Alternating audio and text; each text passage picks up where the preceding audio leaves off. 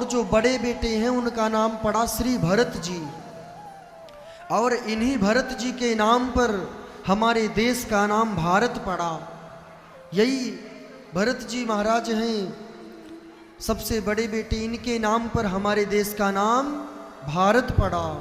बोलिए भारत माता की, सत्य सनातन धर्म की जय। इन्हीं के नाम पर हमारे देश का नाम भारत पड़ा। एक दिन ऋषभदेव भगवान अपने 100 बेटों को बिठा करके भक्ति का उपदेश दे रहे थे, ज्ञान का उपदेश दे रहे थे कि इस जीवन में कुछ भी सार नहीं है। अपने राज्य में अपनी प्रजा का पालन करते हुए आप निरंतर भगवान की भक्ति करो, भगवत धाम को जाओ, यही हमारे जीवन का सार है। और जब ये बात ऋषभदेव भगवान ने बोली तब जो श्री भरत जी थे, भरत जी के मन में वैराग्य उत्पन्न हो गया। भगवान ऋषभदेव ने भरत जी का विवाह विश्वरूप की पुत्री पंजनी के साथ करवाया। इनके यहाँ 5 बेटों का प्राकट्य हुआ। बड़े बेटे का नाम सुमति था और सुमति को राज्य दे करके श्री भरत जी नेपाल चले गए। गंडकी नदी के किनारे एक छोटी सी कुटिया बनाए, उस कुटिया में भजन करने लगे। उस कुटिया में बैठ के भजन करते। भगवान के भजन को करने के लिए उन्होंने अपना घर परिवार सब कुछ त्याग दिया और नेपाल गए गंडकी नदी के किनारे। और भरत जी ने अपने जीवन में एक नियम लिया कि सुबह से रात्रि तक प्रतिदिन मैं भगवान के नाम की 100 माला करूंगा। कितनी माला करूंगा? 100 माला करूंगा। और नियम को पूरा करने के लिए प्रतिदिन 100 माला करते भी थे। लेकिन 1-2 महीने का समय व्यतीत हुआ, तभी श्री भरत जी एक दिन बैठ के नाम जप कर रहे थे। तभी एक हिरणी आई और उस गंडकी नदी में जल पीने लगी।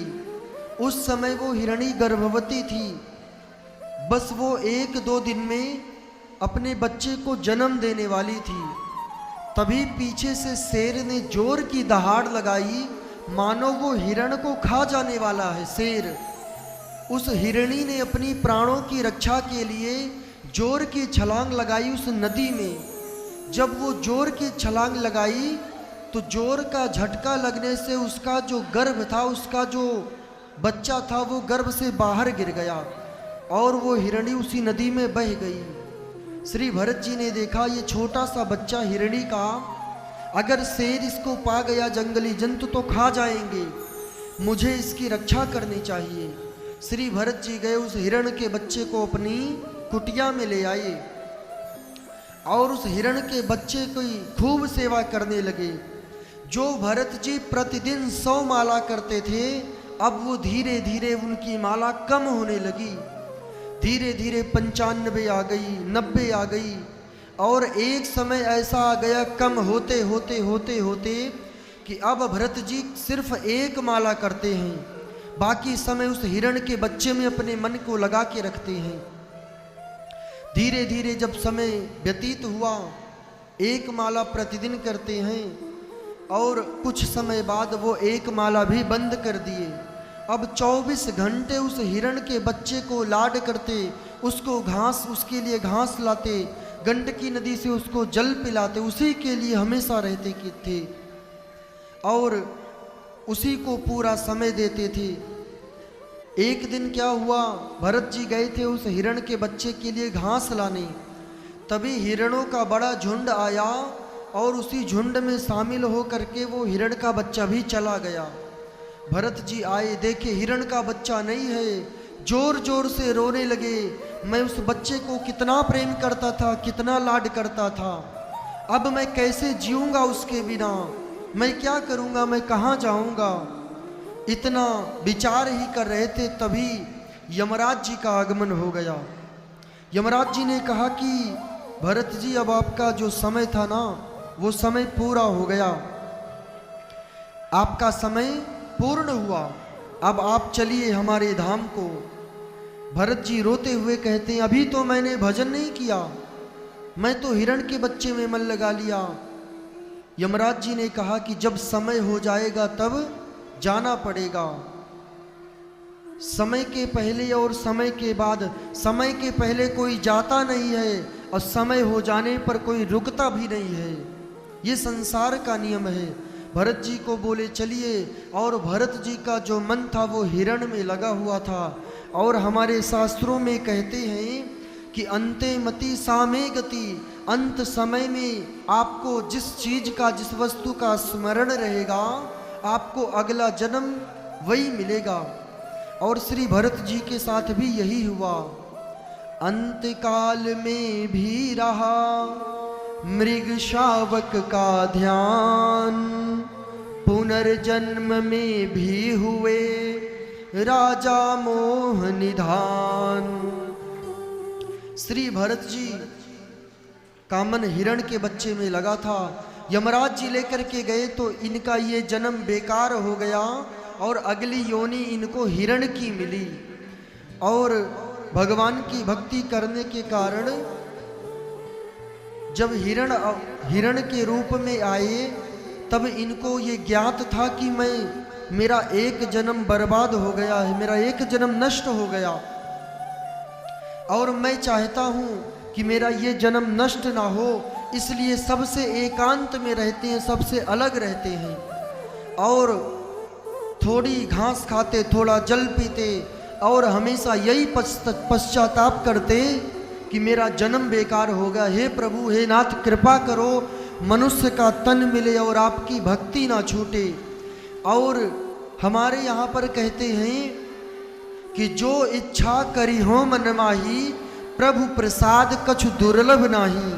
अगर भगवान के समक्ष आपने भक्ति के लिए कुछ भी मांगा तो परमात्मा निश्चित ही वो। लेकिन ये अपने आप को मूर्खों की तरह दिखाते हैं कि मुझे कुछ आता जाता नहीं है, मैं तो साधारण सा जीव हूँ। इसलिए भाई लोग, इनके पिताजी माताजी इनको जड़ भरत कहा करते थे, जड़ भरत बोलते थे इनको। और एक दिन इनके भाइयों ने कहा कि ये तो मूर्ख के समान है, जड़ भरत है, ये किसी कार्य के नहीं है। ऐसा करो, इनको लेकर के चलो, खेतों का कार्य दे देते हैं, कम से कम खेतों की रखवाली तो करेंगे। लेके गए, खेतों में छोड़ दिया, आप खेतों की रखवाली करो। अब भरत जी का जो स्वभाव था वो तो संत का था, और संत हृदय नवनीत समाना। संत का हृदय तो सबके लिए दया के बराबर होता है, दया करने वाला होता है, दान करने वाला होता है। जितने भी जीव जंतु पशु पक्षी खेत के आसपास थे, उन सभी को भरत जी बुलाने लगे।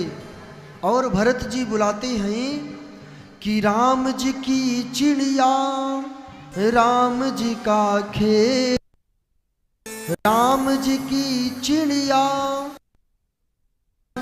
खेत, खा ले चिड़िया भर भर पेट, खा ले चिड़िया भर भर पेट। भरत जी बुलाने लगे, आओ पंछियों, ये खेत भी राम जी का है, आप भी राम जी के, हम भी राम जी के। जिसकी जितनी इच्छा हो, जिसका जितना प्रेम हो, दोनों हाथों से खाओ, पेट भर के खाओ। भरत जी का जो स्वभाव वो तो संत का था। अब सारे पक्षी आए, सारे दानों को चुग के चले गए।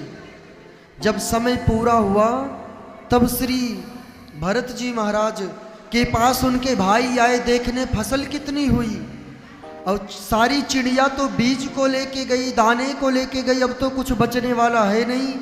खेत में कोई फसल नहीं हुई, और खेत से और घर से धक्के मार के निकाल दिए अपने भाई को, श्री भरत जी को।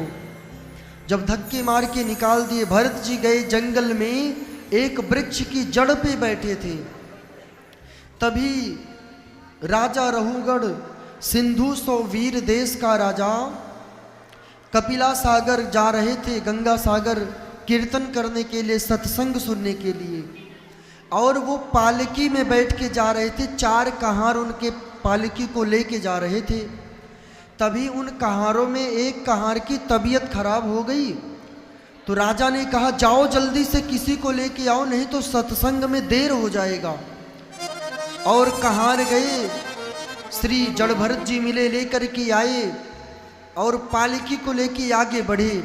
भरत जी का स्वभाव तो संत का था। वो जमीन में देखते हुए चल रहे थे कि कहीं हमारे पांव से किसी जीव का, किसी जंतु का, किसी चींटी का, किसी कीड़े मकोड़े की मृत्यु ना हो जाए। संत स्वभाव उनका। और जमीन में देखते हुए चल रहे थे। तभी कुछ चींटियां आ रही थी। जब चींटी आ जाए तब भरत जी छलांग लगा दे और राजा का सर पालकी में टकराए। राजा ने सोचा कि अगर आज जान बच गई तो सत्संग सुनेंगे, आवाज के बाद कभी भी ऐसे किसी को रास्ते में पकड़ेंगे नहीं। भरत जी से राजा रहुगण ने कहा, भैया संभाल कर हमारे प्राण बचा के पहुंचा दो। अब भरत जी तो संत स्वभाव के थे, जमीन में देखते हुए जा रहे थे। तभी एक घटना हुई, चींटियों की लंबी कतार आ रही थी और भरत जी ने देखा, बोले चींटियां मर ना जाएं, इसलिए लंबी छलांग लगाए और राजा कहीं और जाके गिरे, पालकी कहीं और गिरी, चारों कहार अलग अलग गिर पड़े, सारी अलग अलग गिर पड़े। राजा रहुगण उठ के आया और भरत जी के गले को पकड़कर डांटते हुए, फटकार लगाते हुए कहता है कि मूर्ख हो तुम, तो एकदम से धूर्त हो, तुम किसी कार्य के नहीं हो। अरे तुमसे एक पालकी तो ढोई नहीं गई। हाँ, तुमसे एक पालकी ढोई नहीं गई। भला बुरा कहने लगे। तब भरत जी ने कहा कि राजा रहुगण, आप सत्संग सुनने जा रहे हो और कभी भी सत्संग सुनने जाएं, भगवान के दर्शन जाएं, तीर्थों में जाएं, तो कभी भी किसी के ऊपर भार बन के नहीं जाना चाहिए। किसी इंसान के ऊपर चढ़ के, किसी घोड़े के ऊपर, किसी गधे के ऊपर चढ़ के नहीं जाना चाहिए। अब आप सोचेंगे कि यहाँ पर कोई घोड़े पे चढ़ के, गधे पे चढ़ के तो आया नहीं है, सब अपने अपने वाहन से आए हैं, पैदल आए हैं। तो आप जाइए, अगर माता वैष्णो देवी के दर्शन कर दें, अमरनाथ जाइए, बद्री धाम जाइए, तो वहाँ आपको हजारों लोग मिलेंगे जो घोड़े के ऊपर चढ़ के जाते दर्शन करने, गधों पे चढ़ के जाते दर्शन करने के लिए।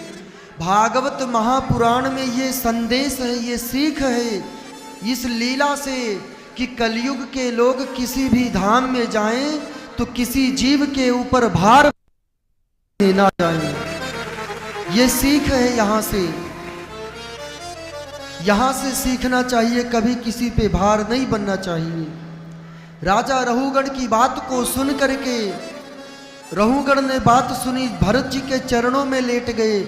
आज से आप हमारे गुरु और हम आपके शिष्य हैं, आप हमारे गुरु, चलिए हमारे में। जी ने कहा, भैया मुझे तीसरा जन्म मिला है, मेरे 2 जन्म बेकार हो गए, तुम्हें शिक्षा लेनी है, ज्ञान लेना है, तो मैं जहाँ पे हूँ यहीं पे आना, यहीं पे मैं आपको ज्ञान दे दूंगा और आप भगवान की भक्ति करो। राजा रहुगण को अपनी गलती का पछतावा हुआ और राजा रहुगण श्री भरत जी को प्रणाम करके निकल पड़े, चले गए अपने महल और वहाँ पर भगवान का भजन किया। और इस जन्म में श्री भरत जी महाराज ने भगवान की भक्ति की, भक्ति का फल मिला। श्री भरत जी महाराज भगवान का भजन करके भगवान के वैकुंठ धाम को चले गए। बोलिए भागवत महापुराण की।